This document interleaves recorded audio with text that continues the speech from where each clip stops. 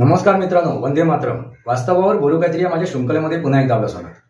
मी आपला मित्र राजेश वासंती साबाजी किळुसकर. मित्रांनो, शिवसेनेची स्थापना 1966 साली झालेली आहे आणि त्यावेळीचाच माझा जन्म आहे.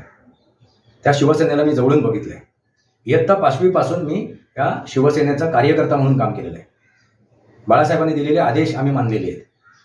मित्रांनो, ती शिवसेनेची स्थापना होण्याचं कारण काय आहे, उद्देश काय आहे, उद्दिष्ट काय आहे, तर मराठी माणसाचे जे प्रश्न होते, मराठी माणसाच्या अडीअडचणी होत्या, मराठी माणसांचे ते एक त्यांच्या विरोधात जे काही षडयंत्र रचलं जात होतं त्या काळात, त्या षडयंत्रांना हाणून पाडण्यासाठी, त्यांना संरक्षण देण्यासाठी ही संघटना स्थापन झाली.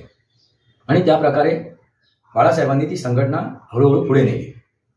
आणि त्यानंतर काही कालांतराने बाळासाहेब हे हिंदुत्वाकडे वळले. हिंदुत्वच हेच राष्ट्रीयत्व, हा त्यांचा ब्रीदवाक्य आहे.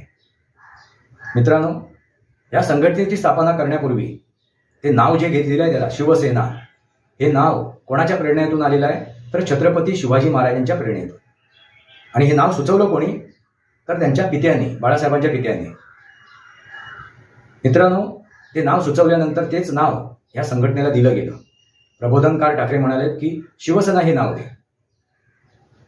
आणि ते शिवसेना छत्रपती शिवाजी महाराजांच्या विचारधारेची होती.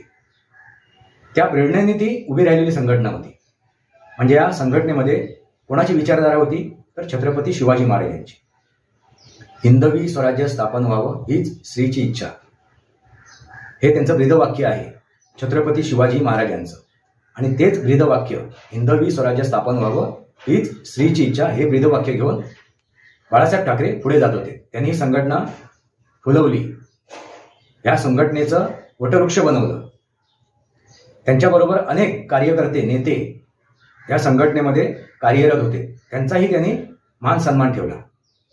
हिंदुत्वच हेच राष्ट्रीयत्व, आणि हे ब्रीदवाक्य त्यांनी दिलं, हिंदुत्वच हेच राष्ट्रीयत्व. मित्रांनो, ह्या संघटनेची, ह्या शिवसेनेची जी काही अधोगती सुरू झाली, त्या अधोगतीला कारण काय आहे, तर त्यांचे चिरंजीव, त्यांचे बाळराजे, कोण, तर उद्धव ठाकरे. कारण त्या विचारधारेला त्यांनी तिलांजली दिलं. कुठली विचारधारा, हिंदुत्वच हेच राष्ट्रीयत्व. 2019 मध्ये ज्यावेळी युतीला बहुमत दिलं होतं, त्या जनतेने, लोकशाहीने, लोकतंत्राने त्या हिंदुत्वाला तिलांजली देऊन, त्या युतीला तिलांजली देऊन, त्या युतीच्या पाठीत खंजीर खुपसून, त्या रयतेने दिलेल्या त्या बहुमताच्या पाठीत खंजीर खुपसून, त्या रयतेच्या पाठीत खंजीर खुपसून ते कुठे गेले, तर महाविकास आघाडीकडे गेलेत. वेगळ्याच विचारधारेकडे गेलेत. लक्षात आलं का? काँग्रेसच्या विचारधारेकडे गेलेत. आणि त्यांनी तिथे बसून काय केलं, साध्य केलं, स्वतःचा मतलब, स्वतःचा स्वार्थ, ते मुख्यमंत्रीपद मिळवलं. इथूनच या संघटनेची अधोगती झाली. मित्रांनो, मी का सांगतोय, कारण नुकतंच त्यांच्या चिरंजीवांनी जे काय वक्तव्य केलंय टिपू सुलतानाला घेऊन, टिपू सुलतानाच्या बाबतीत जेव्हा त्यांना प्रश्न विचारले गेले, त्या पत्रकारांनी प्रश्न विचारले, त्यावेळी ते काय भरळले. तुम्ही स्वतःच्या कानाने ऐका. मला त्यांच्या मुखातले शब्द माझ्या मुखात घेऊन तुम्हाला ऐकवायचे नाहीये, ते ऐका जरा तुम्ही. आणि त्यांची देहबोली सुद्धा बघा, म्हणजे तुमच्या लक्षात येईल त्यांनी ह्या हिंदुत्वाची काय माती केली, त्यांच्या पित्यांनी काय माती केली, त्या छत्रपती शिवाजी महाराजांच्या विचारधारेची काय माती केली. जरा ऐका, मग आपण याच्यावरती चर्चा करू. ऐका. टिपू सुलतानने काय केलं आणि कोण काय फरक पडतो आपल्याला. टिपू सुलतानने काय केलं आणि कोण काय फरक पडतो आपल्याला. ऐकलीत का मित्रांनो? ह्या बाळराजांनी, कोणाच्या, उद्धव ठाकरेंच्या बाळराजांनी ह्या हिंदुत्वाची माती केली. ह्या हिंदुत्वाला नेऊन त्यांनी वेशीवर टांगलं. काय वक्तव्य त्याचे, काय देहबोली आहे, त्याला इतिहासात जायचं नाहीये, वास्तविक इतिहास बघायचा नाही, तो शोधायचा नाही, तो खंगालायचा नाहीये, वास्तविक इतिहास त्याला समोर आणायचा नाहीये. कारण तो वास्तविक इतिहास जर कळला तर तुष्टीकरण कसं करणार, लागून चालन कसं करणार, हा प्रश्न उपस्थित होतो ना.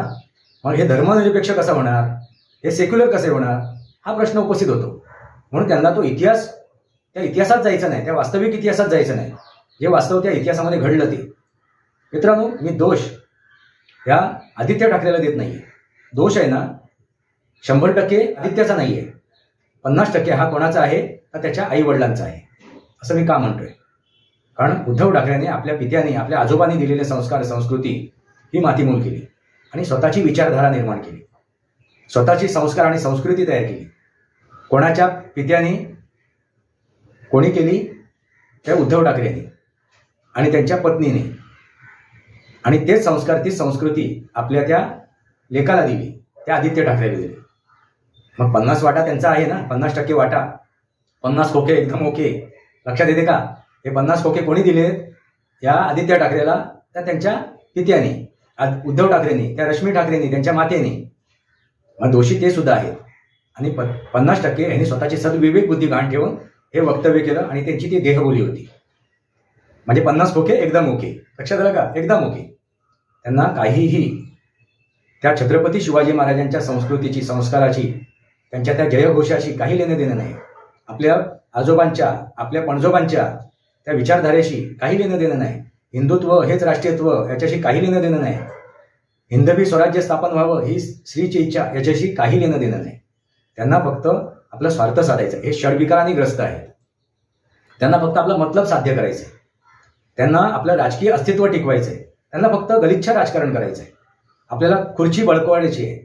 आपली जी खुर्ची आहे ना, त्या राजकीय खुर्ची ती बळकवायची आहे. मग त्यासाठी षडयंत्र करणं, षडयंत्री होणं, याच्या पलीकडे त्यांच्या हातात दुसरा काही उपाय नाही आहे. ते रणनीती आखत नाही आहेत. मित्रांनो, राजकारण आणि समाजकारण याच्यात फरक नाही आहे. राजकारण जे समाजासाठी केलं जाते, समाजाच्या उद्धारासाठी, समाजाच्या उन्नतीसाठी जे राजकारण केलं जाते तेच समाजकारण आहे.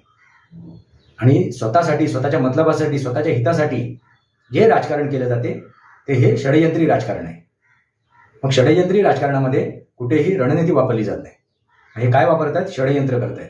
लांबून चालन करून, तुष्टीकरण करून, धर्मनिरपेक्षाचे बुरखे घालून, मुखवटे घालून. मित्रांनो, या भूतलावरती एकमेव धर्म आहे, संस्कृती आहे, ती म्हणजे सनातन. आणि ती फक्त मानव जातीची आहे का? नाही, समस्त जातीची आहे, समस्त प्राणी मात्रेची आहे, प्रत्येक जीवजंतूची आहे ती. ही संस्कृती, ते संस्कार, तो धर्म, सनातन धर्म हा एकमेव धर्म आहे. मग हे तथाकथितचे धर्म आहेत. अगदी तो इन्क्लूड हिंदू धर्म धरून, हिंदू, मुस्लिम, ख्रिश्चन, शीख, बौद्ध किंवा जे काही धर्म आहेत हे सगळे राजकीय विस्तारासाठी केलेले धर्म आहेत, निर्माण झालेले धर्म आहेत. याच्या पलीकडे या धर्माचा वास्तविक धर्माशी काही लेणं देणं नाही. आणि वास्तविक धर्म कोणता आहे? तर सनातन धर्म. मग तिथे धर्मनिरपेक्षता हा शब्द आला कुठून? तिथे सेक्युलर हा शब्द आला कुठून? हा जबरदस्तीने घातलेला आहे, जबरदस्तीने निर्माण केलेला आहे. लक्षात आलं का? का? तर स्वतःचं राजकीय भवितव्य टिकवण्यासाठी, राजकीय अस्तित्व टिकवण्यासाठी. फक्त सत्ता लोलुप्त लोकांनी, सत्ता लोलुप्त नेत्यांनी हा निर्माण केलेला शब्द आहे. आणि तोच हा धर्मनिरपेक्षतेचा, हा सेक्युलरचा अजेंडा घेऊन हे उद्धव ठाकरे सुद्धा चालू आहेत.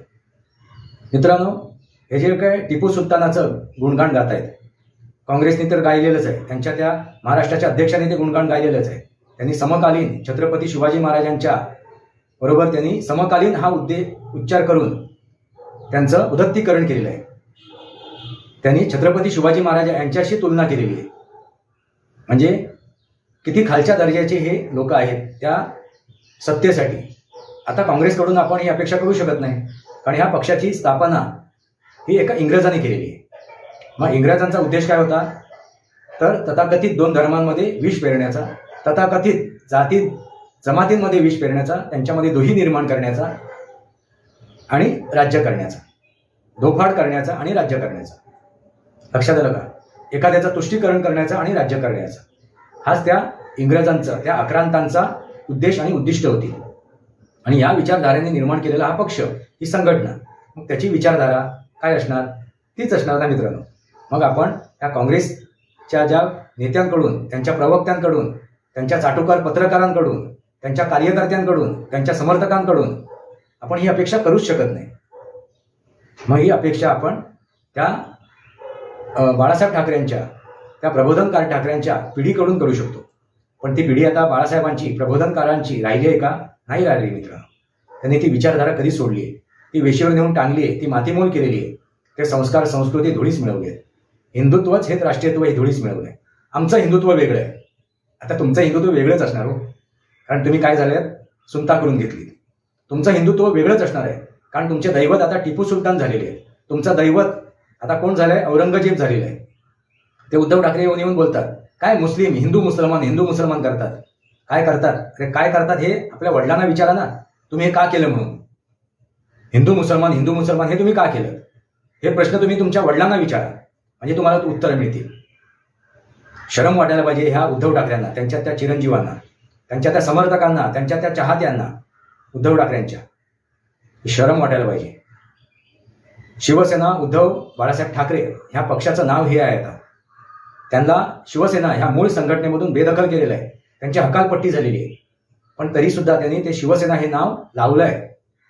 शिवसेना उद्धव बाळासाहेब ठाकरे या पक्षाच्या पुढे तो सुद्धा अपमान आहे. त्या शिवसेना या शब्दाचा, त्या उल्लेखाचा सुद्धा तो अपमान आहे. कारण शिवसेना हा शब्द छत्रपती शिवाजी महाराजांची कडून प्रेरणा घेऊन बनवलेला आहे. त्यांच्या विचारधारेचा विचार करून, त्यांच्या संस्काराचा विचार करून हा शब्द निर्माण झालेला आहे शिवसेना.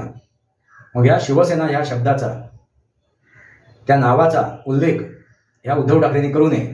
त्यांनी फक्त उद्धव ठाकरे, बाळासाहेबांचाही उल्लेख करू नये, उद्धव बाळासाहेब ठाकरे म्हणून. कारण बाळासाहेबांचाही ते अपमान करत आहेत, छत्रपती ह्या दैवताचा सुद्धा अपमान करत आहेत आणि आपल्या पित्याचाही अपमान करत आहेत. त्यामुळे त्यांनी हे दोन शब्द वगळावेत त्या नावातून, शिवसेना आणि बाळासाहेब, आणि फक्त उद्धव ठाकरे. कारण ठाकरे हे नाव आपण काढू शकत नाही, कारण त्यांची ओळखच ती आहे ठाकरे आडनावाने. नाहीतर त्याने असं नाव ठेवावं, उद्धव आदित्य ही सेना, उद्धव आदित्य सेना, अगदी सोपी आहे. मग तो ठाकरे या शब्दाचा सुद्धा अपमान होणार नाही. मित्रांनो, तुम्हाला काय वाटते, या त्या टिपू सुलतानाने जे काय राज्य केलं, जे काय आपली सत्ता राबवली, त्याच्यामध्ये त्यांनी जे काय त्या सत्ता राबवण्यामध्ये, राज्य करताना, शासन करताना ज्या प्रकारे या हिंदूंची कत्तल केली, आया बहिणींची इज्जत लुटली, हा जो वास्तविक इतिहास आहे, हा जो दडपवला गेला, लपवला गेला, तो इतिहास आता समोर येतोय. आणि या इतिहासाकडे नजरअंदाज करून, डोळे बंद करून हे आदित्य ठाकरे आणि त्यांचे पिताश्री जर हे राजकारण करत असतील, गलिच्छ राजकारण करत असतील, तर त्यांना तुम्ही समर्थन कराल का? मित्रांनो, हे जे काय टिपू सुलतानाचा गौरव केला जातोय, तो गौरव निव्वळ खोटा आहे.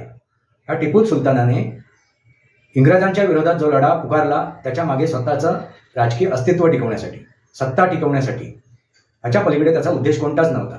मग त्या काळामध्ये त्यांनी हिंदूंचं संरक्षण करण्याच्या गोष्टी केल्या, म्हणजे लागून चालन केलं, हिंदूंचं लागून चालन केलं, हिंदूंचं तुष्टीकरण केलं, हिंदूंच्या पुढ्यात भाकरीचा तुकडा टाकला, हा सगळंच बसतो.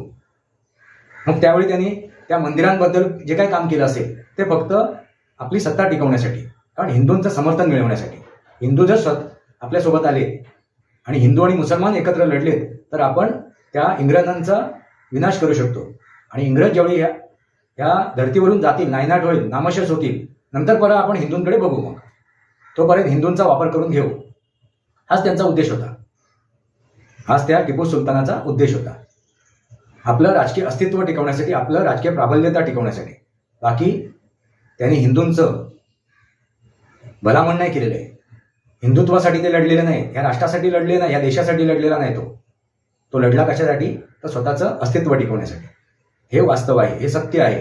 आणि हे सत्य नाकारणारा प्रत्येक हिंदू, तथाकथित हा धर्म आहे, तथाकथित ही ओळख आहे, तरी मी म्हणतोय, हा हिंदू किंवा तो सनातनी अशा प्रकारे जर धर्मनिरपेक्ष होत असेल, अशा प्रकारे जर सेक्युलर होत असेल, तर त्यांच्या तोंडाला काळिंबा असणं आवश्यक आहे. तो हिंदू नाहीच आहे, तो सनातनी नाहीच आहे, तो लोचट आहे, तो चाटुकार आहे, तो आपलं राजकीय भवितव्य टिकवण्यासाठी धडपडतो आहे, आपलं राजकीय अस्तित्व टिकवण्यासाठी धडपडतोय. याच्या पलीकडे तो काही करत नाहीये. तो सेक्युलर, धर्मनिरपेक्ष, हिंदू किंवा सनातनी. आता निर्णय तुमच्या हातात आहे. तुम्हाला सेक्युलर हिंदू बनायचं आहे की सेक्युलर सनातनी बनायचं आहे, तुम्ही ठरवा. कारण धर्म एकच आहे, तो म्हणजे सनातन धर्म. त्यामुळे सेक्युलर आणि धर्मनिरपेक्ष शब्द येतच नाही, त्याचं अस्तित्वच राहत नाही. मग जी काय देहबोली तुम्ही बघितली या आदित्य ठाकरेची, जे काय वक्तव्य त्यांच्या मुखातून निघाले, जे काय उदत्तीकरण त्यांनी केलं त्या टिपू सुलतानाचं, जो काय इतिहासाकडे पाठ केली त्यांनी, इतिहासाकडे नजरअंदाज केलं, त्यानंतर तुम्ही निर्णय घ्या, ठरवा. लोकांनी लोकांसाठी केलेलं राज्य आहे, लोकशाही आहे. मी या सामान्य जनतेला सांगतोय, रयतेला सांगतोय, जी रयत या छत्रपती शिवाजी महाराजांची होती त्या रयतेला सांगतोय, ना की या तुष्टीकरण करणाऱ्यांच्या समर्थकांना, त्यांच्या चाटोकारांना, त्यांच्या चाहत्यांना सांगत आहे. कारण त्यांची सुद्धा विचारधारा तीच आहे. ती आपली विचारधारा बदलू शकत नाही. त्यामुळे आपण त्यांच्याकडे अपेक्षा करू नये, त्यांच्याकडून अपेक्षा ठेवू नये. कारण ते हिंदुत्वाचे कोण आहेत? दुश्मन आहेत. त्यांना फक्त स्वतःचा मतलब साधायचे, हेच ते वास्तव आहे. वास्तवावर बोलू काहीतरी या माझ्या शृंखलेला सबस्क्राईब करा, बेल आयकॉन दाबा, माझे विचार परिचय लाईक करा, आपले विचार कमेंट बॉक्समध्ये मांडा. तुर्तास इतकंच. भारत माता की जय, वंदे मातरम. जय भारत, जय महाराष्ट्र, जय समर्थ.